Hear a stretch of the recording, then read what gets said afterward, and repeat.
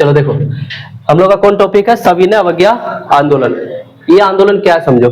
अभी तक हम लोग कैसा आंदोलन किए थे, असहयोग आंदोलन। असहयोग का अर्थ होता है कि हम कोई ऐसा काम ना करें कि जिसको अंग्रेज को फायदा हो। हम तो अपने लिए करते थे, लेकिन सबसे ज्यादा फायदा किसको होता था, अंग्रेज को। उसका कपड़ा धोना, नाखून काटना, बाल काटना, है ना, सिंचाई करना, कृषि उत्पादन करना, ऑफिस में वर्क करना, किराने का काम करना, चपरासी बनना, टॉयलेट साफ कराना, सब किसका काम है, भारतीयों का। क्या वो खुद करता था? नहीं। लेकिन हमको कुछ ना कुछ वेतन मिल रहा था, लेकिन ज्यादा फायदा किसको हो रहा था, अंग्रेज को। लेकिन हम सभी क्या किए, इन सभी काम को छोड़ दिए लगातार। कितने साल तक, 2 साल तक। लेकिन कोई फर्क पड़ा उसको? नहीं पड़ा। इसका मतलब है कि वो क्या था, सशक्त था, मजबूत था, लेकिन हम लोग कमजोर थे। गांधी जी इसको सोच रहे थे रोकने के लिए, लेकिन एक घटना हो जाती है 5 फरवरी 1922 को। कैसा? चौरी चौरा हत्याकांड होता है ना। उस हत्याकांड के बाद गांधी जी को एहसास हो जाता है कि अब अगर इस आंदोलन को, सभी ये असहयोग आंदोलन को अगर न रोके तो ये विस्तारित रूप ले लेगा, जिससे अंग्रेज को क्या होगा, कुचलने में आसानी होगी। क्योंकि वो उसको देख लेगा कि एक तो मामला गड़बड़ है। 22 पुलिसकर्मी को जेल में डायरेक्ट क्या कर दिया, जिंदा जला दिया। उसके आवेश में आकर के अंग्रेज क्या किया, बदला लेगा ना। इसके लिए कि अगर वो बदला ले ले, उससे पहले गांधी जी सोचे कि इसको बंद करा देते हैं, रोक देते हैं। गांधी जी को तब तक उसको जेल में डाल दिया गया। और कितने वर्ष की सजा सुनाई? 6 वर्ष की सजा सुनाई। ठीक है, कितने साल की? 6 साल की। वो तो वही तक खत्म कर लिए थे। आगे 1930 आया। 1930 गांधी जी बोले कि एक ऐसा आंदोलन लाएंगे जो कैसा होगा, सविनय अवज्ञा आंदोलन। किसके नेतृत्व में? गांधी जी के। कब आया? 1930 में। ये है क्या समझो। सविनय अवज्ञा का अर्थ होता है कि जैसे हम लोग कोई क्रांति किए हैं, इसमें कोई भी क्रांति नहीं करेंगे, एकदम शांत रहेंगे। अगर मान लो किसी 2 आदमी से लड़ाई होती है, एक आदमी के पास लाठी है, तलवार है, सब कुछ है, एक आदमी के पास कुछ नहीं है, तो ज्यादा संभावना मार खाने की किसको है? जिसके पास कुछ नहीं है। लेकिन वो आदमी कुछ नहीं बोले, अगर वो लाठी लेके आ जाए मारने के लिए, वो अपने बेबस हो जाएगा। देखो मेरे पास लाठी है, तलवार है, लेकिन बेचारा अकेले है, इसके पास कुछ नहीं है, हम मारे कि नहीं मारे। तो अगर दोनों दृष्टिकोण से देखें, तो अगर मारने वाला अगर उसका मनोबल ठीक ठाक रहा, अगर वो इंसानियत उसके अंदर है, सोचेगा नहीं कि हम युद्ध करने आए, दोनों तरफ से हथियार होना चाहिए, लेकिन उसके पास हथियार एक भी नहीं है, हमारे पास हथियार है, चुपचाप हो जाएगा। तो गांधी जी यही दिमाग लगाया कि अब एक ही फायदा है कि ऐसा काम करो जिससे अंग्रेज चुपचाप झुक जाए और आवेश में नहीं आए, मारपीट नहीं करे।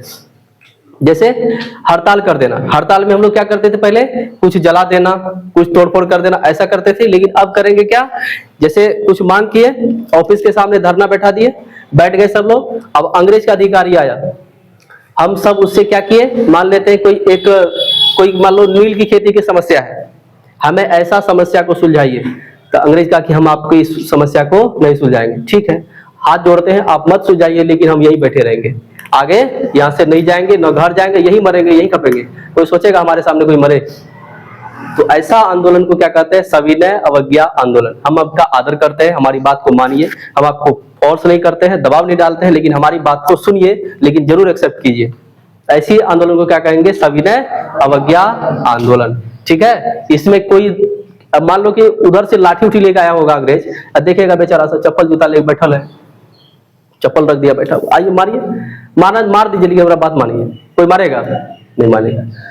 तब ऐसी स्थिति में इस आंदोलन का सफल होने की जो संभावना थी ज्यादा हो गई, समझे। इसीलिए गांधी जी बोलते थे, ई गाल में मारते दूसरा गाल दे देते, है ना, समझ गए ना, यही बोले थे। तो इस आंदोलन से प्रेरित हुए और गांधी जी इतना बड़ा आंदोलन खड़ा कर दिए कि इससे पहले जो असहयोग आंदोलन हुआ था, सबसे बड़ा जन आंदोलन जो पूरे देश को एक साथ कर दिया, उसके साथ 1920 और 22 के बाद डायरेक्ट का 1930 में सबसे बड़ा जन आंदोलन हो गया। तो ये द्वितीय जन आंदोलन था गांधी जी का, समझ गए बात। तो पूछेगा इस आंदोलन की शुरुआत क्यों की गई, तो इसके प्रमुख कारण देख लो।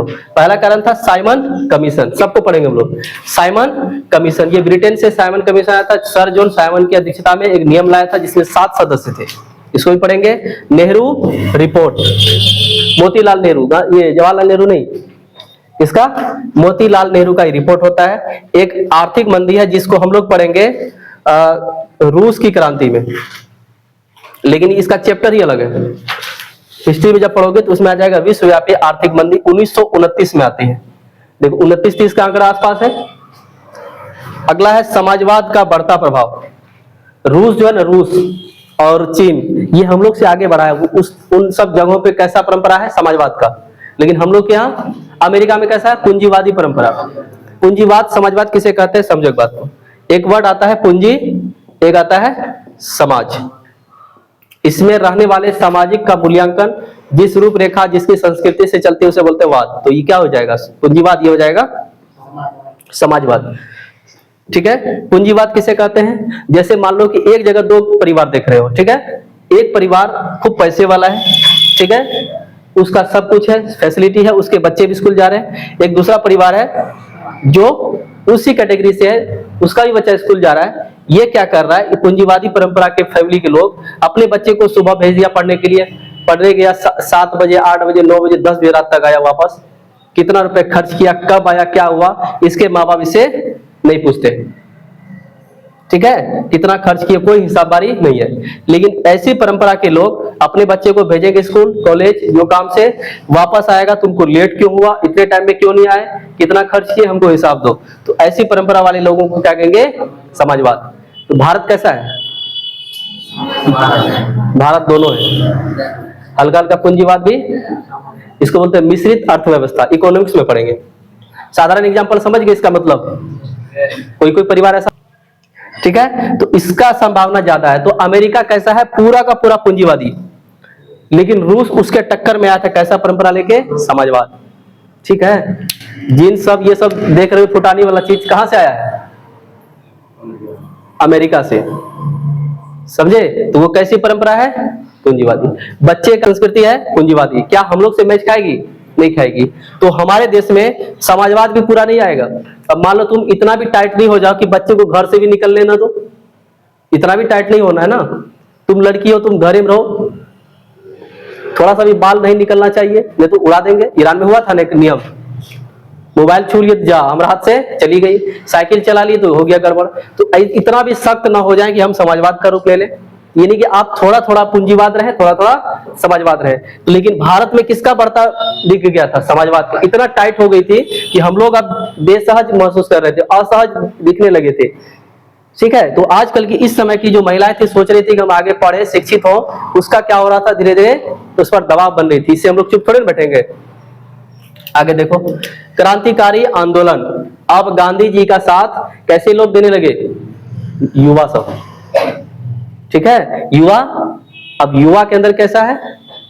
खून गर्म था। ऐसे हम लोग को अगर मान लो कोई आदमी गाली देगा तो हम लोग उठा उठा पटकेंगे, 2 थप्पड़ खा लेंगे, जरूर 1 थप्पड़ मारेंगे। गांधी जी क्या बोलते थे? 1 थप्पड़ इधर तो दूसरा थप्पड़ इधर। तो बताओ, अब गांधी जी का साथ किसका हो गया? क्रांतिकारी आंदोलन का। अब ऐसा जोश आ गया कि गांधी जी अगर आगे बैठे हैं तो उसके रास्ते को काट के उधर से मार पीट करके आ गया इधर बीच में, बोला अस्सलाम वालेकुम, गुड मॉर्निंग। गांधी जी बोले हम कैसा आंदोलन कर रहे हैं? सविनय अवज्ञा आंदोलन। अंग्रेज भी कंफ्यूज हो जाता था, ये बुढ़वा ठीक ठाक बोलता है, बचवा सब मारपीट करके आ गया, इसके बीच में शांत हो गया, क्या बात है। ठीक है। तो उसके बाद है पूर्ण स्वराज की मांग। अभी तक हम लोग स्वशासन की मांग करते थे, हमें हमारे देश में अच्छा लीडर चाहिए, इसी की मांग करते थे। लेकिन अब क्या कहे कि हमें हमारा देश हमारा होना चाहिए, किसी और का नहीं। हमारे देश में अपना लीडर होना चाहिए। मतलब अपना देश अगर हो गया तो नियम बना लेंगे अपने से, लीडर अपने से चुन लेंगे, अपना शासन अपने आप बना लेंगे। संविधान बनाए ना हम लोग बाद में, तो उसे हम कहते हैं स्वराज की प्राप्ति। स्वराज और स्वशासन, समझ गए अंतर? आगे है गांधी जी का समझौतावादी मुख या रुख, है ना। अब गांधी जी अब हर वक्त बात करते थे, जब तक ये बात पे समझौता नहीं हो जाएगा तब तक अभी इस आंदोलन को नहीं छोड़ेंगे। इससे पहले जितना आंदोलन हुआ था सब में गांधी जी अपने आप वापस हो गए थे। लेकिन अब क्या बोले कि हम जब तक समझौता नहीं करेंगे तब तक नहीं छोड़ेंगे। ठीक है। कोई डाउट है किसी को? ये हम मोटा मोटी समझाए हैं, अभी हम लोग एक एक करके सब टॉपिक समझेंगे।